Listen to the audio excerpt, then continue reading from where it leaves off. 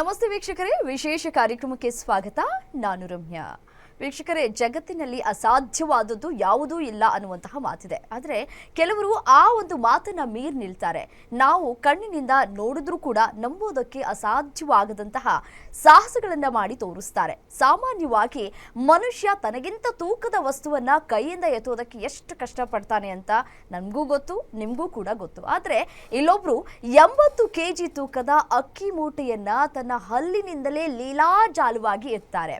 ಮತ್ತೆ ಕೈಯಿಂದ ಸುಲಿಯೋದಕ್ಕೆ ಕಷ್ಟ ಆಗದೇ ಇರುವಂತಹ ತೆಂಗಿನಕಾಯಿಯನ್ನ ಕೇವಲ 42 ಸೆಕೆಂಡ್ಗಳಲ್ಲಿ ಈ ಹಲ್ಲಿನಿಂದಲೇ ಸುಲಿದು ಇಡೀ ಜಗತ್ತೇ ಬೆರಗಾಗುವಂತೆ ಮಾಡಿದಂತಹ ಗಿನ್ನೀಸ್ ವಿಶ್ವ ದಾಖಲೆ ವೀರ ಇವರು.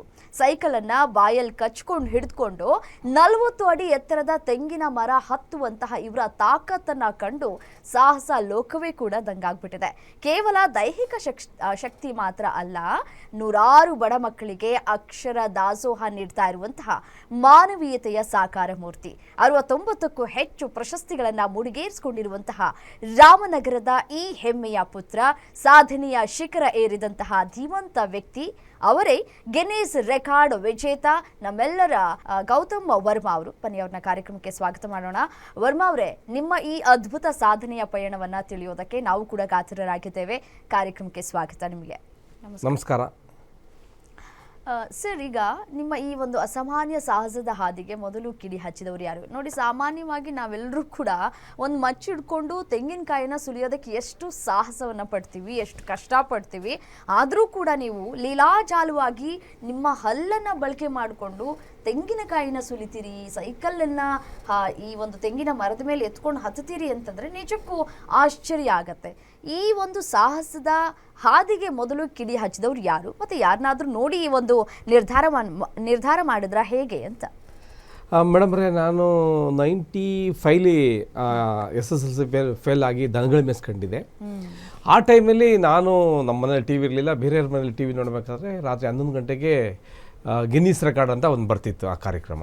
ಆ ಕಾರ್ಯಕ್ರಮದಲ್ಲಿ ಟಿ ವಿಲಿ ನೋಡಬೇಕಾದ್ರೆ ಯಾರೋ ಒಬ್ಬರು ಕೇರಳದ ಜಾರ್ಜ್ ಅಂದ್ಬಿಟ್ಟು ತೆಂಗಿನಕಾಯಿನ 5 ನಿಮಿಷಕ್ಕೆ 3 ತೆಂಗಿನಕಾಯಿನ ಅಲ್ಲೆಲ್ಲಿ ಸುಲಿದಿದ್ರು.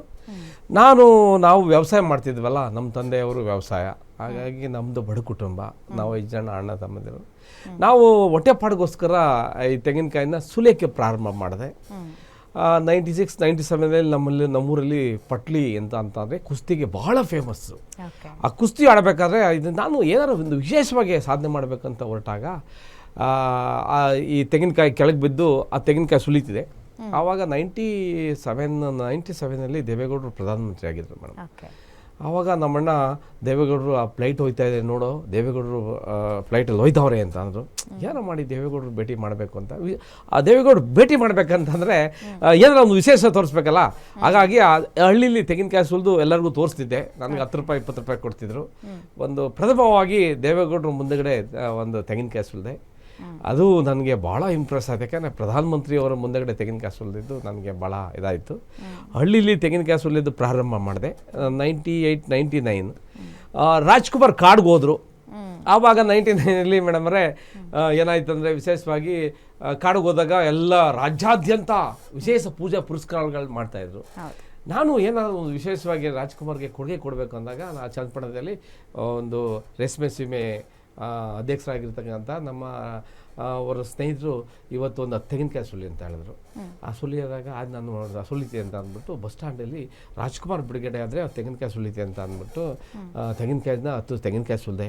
ಎಲ್ಲ ಟಿ ವಿಲಿ ಪೇಪರಲ್ಲಿ ಎಲ್ಲ ಬಂದ್ಬಿಡ್ತು. ತುಂಬಾ ಖುಷಿ ಆಯಿತು ಮೇಡಮ್ ನನಗೆ. ಆವಾಗ ಏನಾಯಿತು, ರಾಜ್ಕುಮಾರಿಂದ ಕಾಡಿಂದ ಬಂದರೆ 51 ತೆಂಗಿನಕಾಯಿನ ಹಲ್ಲಲ್ಲಿ ಸುಲಿತಿ ಅಂತ ಅಂದು ಒಂದು ಸ್ಟೇಟ್ಮೆಂಟ್ ಕೊಟ್ಟೆ. ಅದು ನಿಜವಾಗ್ಲೂ ಅದ್ಭುತವಾಗಿತ್ತು. ಅವ್ರು ಬಂದು ಮಾರನೆಗೆ ನನಗೆ ಸಾರಗೋವಿಂದ್ಗೆ ಥ್ಯಾಂಕ್ಸ್ ಹೇಳಬೇಕು. ಸಾರಗೋವಿಂದ್ರು ನನ್ನ ರಾಜ್ಕುಮಾರ್ ಹತ್ರ ಕಟ್ಕೊಂಡೋದ್ರು. ಅವ್ರ ಮುಂದೆಗಡೆ ಒಂದು ತೆಂಗಿನಕಾಯಿ ಸುಲಿದೆ. ಮತ್ತು ಆ ತೆಂಗಿನಕಾಯಿ ಸುಲಿದೋದಕ್ಕೆ ಅವರು ನಿಜವಾಗ್ಲೂ ಎಷ್ಟು ಖುಷಿ ಪಟ್ಟರು ಅಂದರೆ, ಜೊತೆಲಿ ಊಟ ಮಾಡಿದೆ. ಅವತ್ತಂತೂ ನನಗೆ ಮೆರಕಲ್ಸ್. ಅವ್ರು ಆದಮೇಲೆ ಇವತ್ತು ಒಂದು 25 ವರ್ಷ ನನ್ನ ಸಾಧನೆಗೆ ಸರ್ ಮೇಡಮ್. 25-26 ವರ್ಷ ಆಗಿದೆ. ವಿಶೇಷವಾಗಿ ಎಲ್ಲ ಮಾಡ್ಕೊಂಬಂದಿದ್ದೀನಿ ಮೇಡಮ್. ಓಕೆ, ಗೌತಮ್ ವರ್ಮಾ ಅವರೇ, ಎಲ್ಲಿ ಹುಟ್ಟಿದ್ದು ನೀವು? ನಿಮ್ಮ ಹಿನ್ನೆಲೆ ಏನು? ನಿಮ್ಮ ಕುಟುಂಬದ ಬಗ್ಗೆ ನಮಗೆ ಒಂದಷ್ಟು ಮಾಹಿತಿಯನ್ನು ತಿಳಿಸ್ಕೊಡ್ಬೋದಾ? ಮೇಡಮ್ ಅವರೇ, ದಯವಿಟ್ಟು ಅದು ಹೇಳ್ಕೊಳ್ಳಿಕ್ಕೆ ಹೆಮ್ಮೆ ಪಡ್ತೀನಿ ನಾನು. ನಮ್ಮ ಚನ್ನಪಟ್ಟಣ ತಾಲೂಕು ಪಟ್ಲು ಗ್ರಾಮ ಅಂತ ಒಂದು ಸಣ್ಣ ಹಳ್ಳಿ. ನಾವು ಕೂಲಿ ಕುಟುಂಬ. ನಮ್ಮ ತಂದೆಯವರು ಆವಾಗಲೇ ಹಾಸ್ಟೆಲ್ ನಡೆಸ್ತಿದ್ರಂತೆ, ಬಡವರಿಗೆ ಹಾಸ್ಟೆಲ್ ನಡೆಸ್ತಿದ್ರಂತೆ. ನಮ್ಮ ತಂದೆಯವರು ಈಸ್ ಎ ಫ್ರೀಡಮ್ ಫೈಟರು, ರಾಜಕೀಯ ವ್ಯಕ್ತಿ. ನಮ್ಮ ತಂದೆಯವರು ಒಂದು 15 ವರ್ಷಗಳ ಕಾಲ ತಾಲೂಕು ಬೋರ್ಡ್ ಮೆಂಬರ್ ಆಗಿದ್ದಾರೆ. ನಾವು 5 ಜನ ನಾನು ತಮ್ಮಂದಿರು. ಇವತ್ತು ಸಾಧನೆ ಮಾಡಲಿಕ್ಕೆ ಒಬ್ಬರು ಪ್ರೇರಣೆ, ನಮ್ಮಣ್ಣ ವ್ಯವಸಾಯ ಮಾಡ್ತಾರೆ, ಶ್ರೀನಿವಾಸ್ ಅಂತ. ಇವತ್ತು ಶ್ರೀನಿವಾಸ್ ಅವರು ಒಬ್ಬ ರೈತ ಮನ್ಸು ಮಾಡಿದ್ರೆ ಏನು ಬೇಕು ಮಾಡಬೇಕು ಅಂದರೆ ನಮ್ಮಣ್ಣನೇ ಸಾಕ್ಷಿ. ನಮ್ಮಣ್ಣ ನಮ್ಮ ತಂದೆ ಏನು ರಾಜಕೀಯ ಮತ್ತು ಬಡಗರಿಗೆ ಹಾಸ್ಟೆಲ್ ನಡ್ಸಕ್ಕೆ ಹೋಗಿದ್ದಾರೆ. ನಮ್ಮ ತಾಯಿ ಚಿಕ್ಕ ವಯಸ್ಸಲ್ಲಿ ನನ್ನ 2 ವರ್ಷ ಇದ್ದಾಗ ಎಕ್ಸ್ಪರ್ಟ್ ಆಗಿದ್ದಾರೆ. ನಮ್ಮಣ್ಣ ಶ್ರೀನಿವಾಸ್ ಅವರು ಇವತ್ತು ಇಬ್ಬರನ್ನ ಡಾಕ್ಟ್ರ್ ಮಾಡಿಸಿದ್ದಾರೆ, ಒಬ್ಬರು ತಾಲೂಕು ಆಫೀಸರ್ ಮಾಡಿದ್ದಾರೆ, ಒಬ್ಬರು ಆಕ್ಸ್ಫರ್ಡ್ ಲೆಕ್ಚರ್ ಮಾಡಿದ್ದಾರೆ. ಮತ್ತು ಒಬ್ಬ ರೈತ ಮನ್ಸು ಮಾಡಿದ್ರೆ ಏನು ಬೇಕು ಮಾಡಬೇಕಂದ್ರೆ ನಮ್ಮಣ್ಣವರು ನನಗೆ ತುಂಬ ಪ್ರೇರಣೆಯಾಗಿ ಅಂದ್ರೆ ಆ ತಾಯಿ ಸ್ಥಾನವನ್ನ ತುಂಬಿ ನಿಮ್ಮನ್ನ ಲಾಲನೆ ಪಾಲನೆ ಬೆಳೆಸಿ ಒಂದು ಒಳ್ಳೆ ವಿದ್ಯಾಭ್ಯಾಸವನ್ನ ಕೊಡಿಸಿದ್ದಾರೆ ಅಂತ ಹೇಳ್ತೀರಿ. ಹೌದು ಮೇಡಮ್, ವಿದ್ಯಾಭ್ಯಾಸ ಕೊಟ್ಟರು. SLC ಫೇಲ್ ಆಯಿತು. ಏನಾರ ಒಂದು ಜೀವನಕ್ಕೆ ಒಂದು ದಾರಿ ಹುಡುಕ್ತಾ ಇದ್ದಾಗ ನನಗೆ ಸಿಕ್ಕಿದ್ದೆ ಈ ತೆಂಗಿನಕಾಯಿ. ತೆಂಗಿನಕಾಯಿ ಆದಮೇಲೆ ನಾನು ಆ ತೆಂಗಿನಕಾಯಿ ಸುಲಿದಾದ್ಮೇಲೆ 2002ರಲ್ಲಿ ಇಂಡಿಯಾ ಪಾಕಿಸ್ತಾನ ಮ್ಯಾಚ್ ಇತ್ತು. ರಾಜ್ಕುಮಾರ್ದಾಯಿತು. ರಾಜ್ಕುಮಾರ್ ನನಗೆ ಒಂದು ಭಾಳ ಪ್ರೇರಣೆ. ನನಗೆ ಪುನೀತ್ ಅವರು ನನಗೆ ಒಂದು 5,000 ರೂಪಾಯಿ ನನಗೆ ಸಹಾಯ ಮಾಡಿದ್ರು, ಅದು ಪ್ರೇರಣೆ ಆಯಿತು. ಅದೇ ನಾನು ಫಸ್ಟ್ ದುಡ್ಡು ನೋಡಿದ್ದು, ನಾನು 5,000 ಒಂದೇ ಸತಿ ನೋಡಿದ್ದು. ಅದಾದಮೇಲೆ ರಾಜ್ಕುಮಾರ್ ಆದಮೇಲೆ ದೇವೇಗೌಡರು ಆಯಿತು, ರಾಜ್ಕುಮಾರ್ ಆಯಿತು.